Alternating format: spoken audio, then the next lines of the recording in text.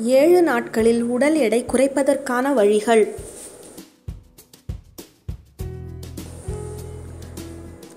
திங்கள் முதல் நாள். காலையில் எழுந்தவுடன் வெதுவெதுப்பான நீரில் சில துளிகள் எலுமிச்சை சாற்றினை கலந்து குடிக்கவும். முதல் நாள் முழுவதும் திட உணவு எதுவும் சாப்பிட வேண்டாம். நிறைய தண்ணீர் அருந்தவும். பழச்சாறு அல்லது பழக்கூழ் போன்றவற்றை பசிக்கும் போது பருகவும். உடலில் இருக்கும் நச்சு பொருட்கள் எல்லாம் வெளியேறிவிடும்.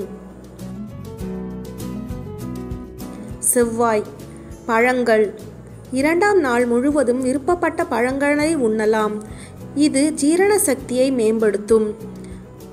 ஆப்பிள், மாம்பழம் போன்றவற்றை சாப்பிடலாம். வாழைப்பழத்தை தவிர்த்துவிடவும். புதன். நார்ச்சத்து. காலையில் எழுந்ததும் நடைப்பயிற்சி செய்ய வேண்டும். அதன் பின் நாள் முழுவதும் காய்கறிகளை மட்டுமே உணவாக எடுத்துக்கொள்ளவும். எவ்வளவு முடியுமோ அவ்வளவு தண்ணீர் குடிக்கவும். உடல் சுத்தமாகும். வியாழன். கால்சியம்.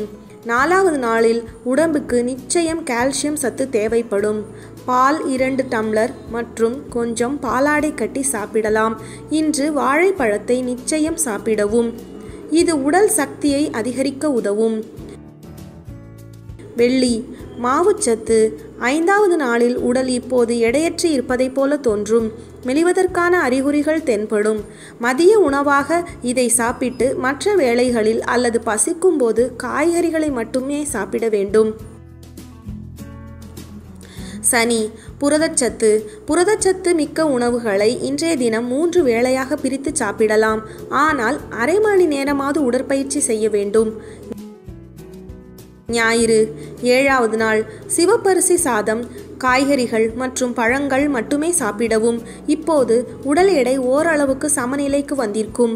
சத்தான உணவு பழக்கம், 8 மணி நேரம் உறக்கம் மற்றும் தினமும் 45 நிமிட உடற்பயிற்சி அல்லது யோகாவை கடைபிடித்தால் உடல் எடை தானாகவே குறைய ஆரம்பிக்கும். இதை கட்டாயம் பின்பற்றி வந்தால் உடல் எடை குறைவது நிச்சயம்.